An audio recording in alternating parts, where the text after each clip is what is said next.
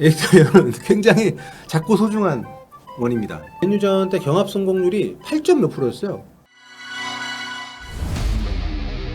자, 이적 시장 마감이 이제 열흘도 남지 않았습니다. 자, 토트넘이 시즌 초반에 상당히 좋은 경기력, 좋은 방향의 축구를 하면서 토트넘 팬들을 많이 들뜨게 하고 있습니다. 그 결정적인 그 계기는 아무래도 맨체스터 유나이티드를 무실점으로 그렇죠. 잡았던 그 경기였을 텐데, 뭐 그 시합에 대해서는 토트넘도 물론 잘했지만 저는 맨유가 생각보다 너무 부진해서 깜짝 놀랐었거든요. 전체적인 선수 기용이나 아니면 이 팀이 무엇을 하려는 것인지에 대한 의구심이 들 만큼 상당히 테나 감독이 지난 시즌 잘 나갈 때 모습을 전혀 보여주지 못했었기 때문에 그런 부분이 있었지만, 어쨌든 맨유를 상대로 해서도 포스테코글루 감독이 자신이 프리시즌에 준비했던 축구를 계속 견지를 하고 이거를 굽힐 생각이 없다는 걸 보여주면서도 첫 경기 때 약간 지적이 됐었던 아쉬운 부분들을 경기 중에 좀 유연하게 변화를 하는 모습들 보여줬기 때문에 상당히 포스테코글루 감독에 대한 평가들이 좋습니다. 그래서 이런 상황에서 많은 팬들이 야, 그래도 여기에 우리가 한두 포지션 정도만 좀 더 보강을 하면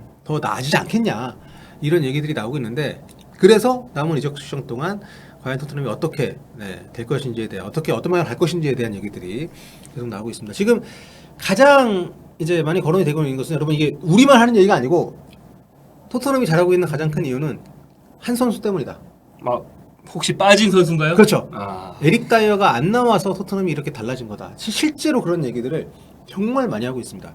그래서 그 여러 가지 통계들도 나오고 있는데, 에릭 다이어 지난 시즌에 토트넘이 이제 16패를 당할 때 에릭 다이어가 뛴 경기에서 14패를 했습니다. 뭐 이런 기록들. 그리고 근데 그 기록은 사실 좀 약간 다이어 입장에서는 억울하긴 하죠. 뭐 자기만 그 경기를 다 뛴 게 아니니까. 그리고 여러 세부 기록들 같은 경우도 보면 이 선수가 그 수비수인데 포기를 잘해요. 조금 따라가다가 조금 어깨에 놓치면 안 붙는다거나, 그리고 체격 조건 상당히 좋은데 피지컬 쪽으로 그 강점을 살리지 못하는 수비를 많이 하는데, 스피드가 느린 건 어쩔 수 없다 하더라도 태클을 안 합니다. 그냥 서 있거나 놓치면 그냥 방치하거나, 그리고 그래서 로메로나 이런 그 같이 뛰는 선수들이 커버해주는 장면들이 굉장히 많았었는데, 로메로 무리한 태클하다가 퇴장하고 네, 그렇죠. 그런 패턴이죠. 그래서 지금 최근에 기록 보니까 북런던 더비 최근 6경기 다이어가 출전한 경기에서 태클이 6경기 통틀어서 한 번 했답니다. 6경기 한 개. 네. 물론 스위퍼니까 3백 체제에서 스위퍼였기 때문에 조금 다르다고 볼 수는 있지만, 그렇다 하더라도 그러면서 그 기록과 같이 나왔던 게 뭐냐면, 호이비에르가 최근에 뛰었던 북런던 더비 한 경기에서만 태클을 5번을 했다.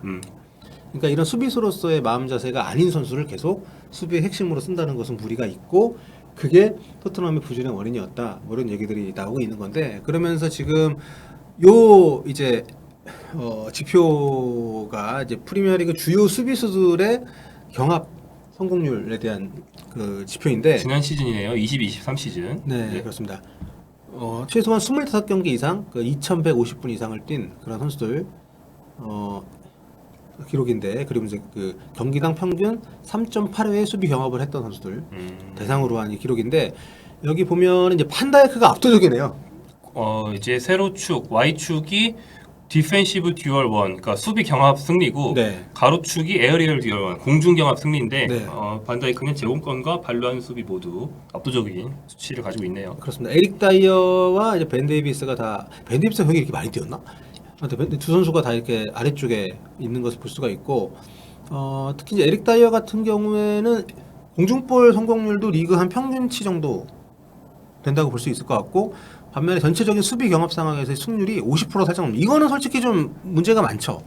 수비 경합 상황에, 왜냐하면 이 친구는 3백의 중앙으로 가장 뒤에 쳐져 있던 선수였기 때문에 그 상황에서 이 정도밖에 못 지켜줬다는 것은 좀 문제가 있네요. 네. 그렇죠. 네. 그리고 이제 제공권 다툼에서도 그렇다고 뭐 이렇게 탁월한 것도 아니었던 것 같고, 여기 이 지표에서의 동그라미 크기는 이제 PADG, 네, 인터셉션 per 90 minutes. 그러니까 이게 이제 그 보통 점유율이 높은 팀이 인터셉트나 태클을 할 수 있는 기회가 적으니까, 네. 단순히 숫자로 따졌을 때는 온전한 수비 능력치가 이제 체크가 안 되니, 네네. 이거를 이제 그 환산을 해서 한 수치이기 때문에 좀 더 실제 수치보다 더 정확한 그런 지표라고 보시면 될 것 같은데, 아무튼 여기에서도 에릭 다이어는 굉장히 작고 소중한 원입니다. 그러니까 디펜시브 듀얼이나 에어리얼 듀얼이 낮으면 네. 가로채기라도 많으면 네네네. 그 세 가지 지표 중에 하나라도 많으면 이제 이건 많구나 할 수도 있는데 다이어나 벤데비스는 그게 동그라미가 작아요. 네. 그래서 이제 그쪽 지표도 높진 않다. 근데 토트넘 선수가 수비수가 더 있군요. 위쪽을 보면. 네. 로메로가 왼 위에 좀 있고요. 랑글레도 있네. 랑글레도 네. 있고. 근데 이제 랑글레와 로메로는 지상 경합 성공률은 높은 편이고 비슷하고 공중 경합 성공률이 로메로가 랑글레보다 유의미한 차이가 나고요. 동그라미 크기, 그 포지션 현상 가로채기가 로메로가 나머지 세 센터백보다 압도적입니다. 네. 이렇게 되어 있네요. 네. 그러니까 점유율을 환산, 포지션 어저스트먼트 인터셉션이니까, 그러니까 그 단순하게 얘기하면 똑같이 점유를 했다고 쳤을 때 인터셉트를 얼마나 하느냐라고 보시면 되니까 아무튼 이 수치에서도 에릭 다이어 같은 경우는 상당히 낮은 평가를 받고 있다. 그러니까 수비수로서의 어떤 기본 지표가 거의 모두 하위권이기 때문에 이 선수가 빠진 것이 토트넘의 올 시즌 성적 향상에 많은 도움을 줬다. 이런 정도로 좀 해석을 할 수 있을 것 같은데요. 아무튼 그렇기 때문에 지금 포백 체제로 바뀌어서 센터백 한 명이 필요가 더 없어진 것도 있지만 로메로하고 반더벤 조합이 상당히 초반에 잘하고 있어서 다이어는 아예 지금 명단에도 들질 못하고 오히려 산체스 선수가 지금 백업에 들어와 있는 상황이 돼서 에릭 다이어를 그러면 처분을 해야 되지 않겠냐 이런 얘기들이 나오고 있는데 에릭 다이어 처분은 지금 현재까지는 구체적인 얘기는 없습니다. 굉장히 어렵죠. 네.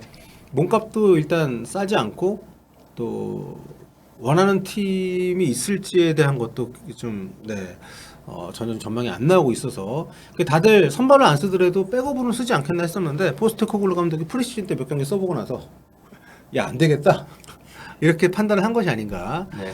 그 포지션에 대한 센터백에 대한 얘기들이 그래서 계속 나오고 있고요. 그 다음이 이제 공격수입니다. 지금 히샬리송이 톱으로 나와 있긴 합니다만 지금 그 해리 케인의 공백을 메우기에는 역부족이고요. 팀은 잘 나가도 거기에 이제 히샬리송의 기여가 얼마나 있는가. 네. 여기서는 좀 아쉬운 면이 있죠. 아 그렇죠. 특히 이제 지난 맨유전 때 경합 성공률이 8점 몇 프로였어요. 아무리 공격수고 상대 수비에게 집중적 견제를 받는다 하더라도 그래도 원톱을 쓰는 제로톱 쓰는 팀이 아니잖아요. 원톱을 쓰고 히샬리송이 최전방 높은 곳에서 원톱 자리에 오랜 시간을 버텨주는 경기를 했음에도 불구하고 그 정도밖에 어떤 경합 성공률이 안 나왔다는 것은 상당히 큰 문제가 있기 때문에 그래서 이제 히샬리송을 불러들이고 손흥민 선수를 중앙으로 좀 전진을 시키면서 상대적으로 좀 다른 형태의 원톱 운영을 좀 했었던 것인데 지금 그 부분에 대해서 계속 좀 걱정이 나오고 있습니다. 히샬리송이 가돈 선수가 아니잖아요. 계속 토트넘에서 어쨌든 지난 시즌에 많은 출전 시간은 아니었다 하더라도 꾸준히 경기를 그래도 얻었었고 네. 이 팀에 녹아든 선수라고 봐야 되는 상황이기 때문에 이 선수가 갑자기 개안을 하기를 기대하기보다는 새로운 선수를 적어도 백업 정도로는 아니면 정말 손흥민 선수를 톱으로 쓸 게 아니라면 손흥민 선수 훈련 때 톱으로 훈련을 안 하고 있다는 얘기가 좀 있어서 그 한쪽으로 네. 공격수 나가면서 돈을 벌었는데 일부 재투자는 해야죠. 그렇죠. 해리케인 나가면서 돈을 좀 진짜 엄청 벌었잖아요. 근데 지금 거론되고 있는 선수 보면 싼 선수들 많이 거론이 되고 있더라고요. 네, 그렇습니다. 네, 그래서 지금 레비 회장 특이죠. 다시 팔 수 있는, 다시 팔았을 때 돈을 벌거나 최소한 손해를 보지 않을 수 있을 만한 어린 선수들 위주로 좀 많이 보고 있는 상황이라서 지금 거론되고 있는 선수들 좀 솔직히 모르겠습니다. 아이반 토니 정도가 그나마 온다면은 실전에 주전으로 경쟁을 할 수 있는 선수인데 배팅 징계 때문에 그쵸. 1월까지 못 뛰고 네, 리스크가 있는 거예요. 그러니까 네. 거론이 되는 거죠. 네, 아니면은 더 돈을 많이 줄 수 있는 팀으로 보낼 텐데 네. 팀 입장에서는 그러니까 리셀이 안 되면 안 사는 이런 성향이 있다 보니까 적어도 해리케인을 그 정도 받고 팔았으면 정말 잘 팔 건데 어느 정도는 투자를 좀 해야 되지 않을까 싶을 정도로 걱정이 되는데 결국 지금 토트넘의 공격 패턴에서는 톱이 어느 정도 제 역할을 해줘야만 공격이 살아납니다. 양쪽에 셉세비하고 손흥민 선수를 윙어로 지금 기용을 하면서 중앙에서 어느 정도 볼을 좀 간수를 해주고 볼을 피딩을 해주는 거를 기대하는데 골을 못 넣더라도 득점을 할 수 있는 선수들이 뒤에 메디슨도 있고 많이 있으니까 근데 그런 기본적인 과정이 생략이 되다 보니까 토트넘이 마무리 과정에서 더 아쉬움이 좀 있는 것이고 계속 수비수만 골 넣고 있잖아요. 그런 부분에 대한 개선이 좀 필요하기 때문에 저는 그래도 남은 열흘 안 되는 시간 동안 공격 하나 수비 하나 정도는 무조건 그쵸. 차야 된다고 보는데 네. 살 때도 그냥 어린 나이 이런 거 상관없이 당장 주전 경쟁을 할 수 있는 선수를 데리고 와야 된다. 오시면은 안 되겠지만 비싸가지고. 무심에는 뭐 2억 유로라는데요. 네, 콜로무아니가 개막전 때 또 골을 넣었던데. 콜롬바니 프랑크푸르트. 1억 그러니까 네. 그 정도의 좀 투자를 어느 정도 해야 되지 않겠냐. 왜냐면 네. 챔피언스리그 나가는 게 지금 급선무 아니겠습니까, 토트넘은. 그래야만 다음 시즌에 선수들 엑소더스도 막을 수 있고 또 이 팀에 정말 크게 지어놓은 경기장의 빈자리도 없앨 수가 있는 건데 아무튼 이런 부분들에 대해서 토트넘이 어떤 또 대처를 하게 될 것인지. 그래서 이제 애매하니까 자꾸 루카쿠 이런 얘기 나오는 거죠. 아, 그렇죠. 루카쿠 역시도 붕 떴으니까. 루카쿠 네. 오면 저는 그래도 쓸모가 많다고 봅니다. 지금 상황에서는 사실 뭐 다른 옵션이 없으면 네. 괜찮은 현재로서 상황을 볼 땐 대안일 수 있어요. 네, 히샬리송을 믿고 가는 것보다는 훨씬 낫지 않을까 이런 생각이 좀 들고요. 소니 원톱도 뭐 괜찮은데 근데 지금 같은 전술을 하는 과정에서 손흥민 선수의 원톱 가능성이 저는 없진 않다고 보지만 일단 포스트코글루 감독이 그걸 원치는 않는 것 같아서. 손흥민 선수가 그리고 지금 위치에서 잘하고 있고 네. 예, 본인이 뭐 2경기니까 뭐 윙어 2경기 동안 골 못 넣는 거 뭐 이렇게 흉은 아니고 물론 슛 자체가 많지 않긴 한데 패스나 전반적인 팀 플레이 측면에서 굉장히 잘해주고 있잖아요. 네네. 손흥민 선수를 굳이 옮기고 싶어 할 생각이 아마 없지 않을까. 그리고 톱이 괜찮은 선수가 오면 그 선수가 또 피딩이나 디코 역할을 좀 해줄 수 있다면 손흥민이 또 득점할 기회도 윙에 있어도 늘어날 거고요. 네. 그래서 뭐 손흥민 선수는 왼쪽 윙에 계속 뛰는 게 본인한테도 이렇게 손해는 아닌 것 같다 생각합니다. 뭐 타레미 얘기도 있었고 뭐 여러 선수들 얘기들이 있는데 아무튼 뭐 지켜봐야 될 것 같고 그리고 요리스 선수가 계속 지금 명단 배제가 되고 거의 뭐 라치오를 간다는 얘기 나왔다가 엎어졌다는 얘기가 나왔다가 다시 대화를 재개했다고 그랬다가 네. 그러고 있습니다. 라치오 회장도 좀 만만치 않은 것 같아요. 아 라치오의 로티토 회장은 굉장히 지독한 네. 돈을 한 푼이라도 아끼는데 도 같은 그런 사람입니다. 네. 이정료는 거의 발생 안 할 텐데. 네. 근데 이제 연봉이 사실 라치오 후보 골키퍼한테 주기에는 요리스도 연봉을 많이 깎아야 되기 때문에 네. 이번에 뭐 약간 다른 선수지만 아 거기 가도 후보예요? 거긴 무조건 후보입니다. 음. 거기는 이제 프로베텔이라는 골키퍼가 지난 시즌 세리에 베스트 골키퍼 상을 탄 선수가 있어요. 후보할 거면 여기 있지 왜 가지? 그러니까요. 어차피 나가라고 했으니까 나가는 거 네. 그다음에 라툰 챔피언스리그 나갑니다.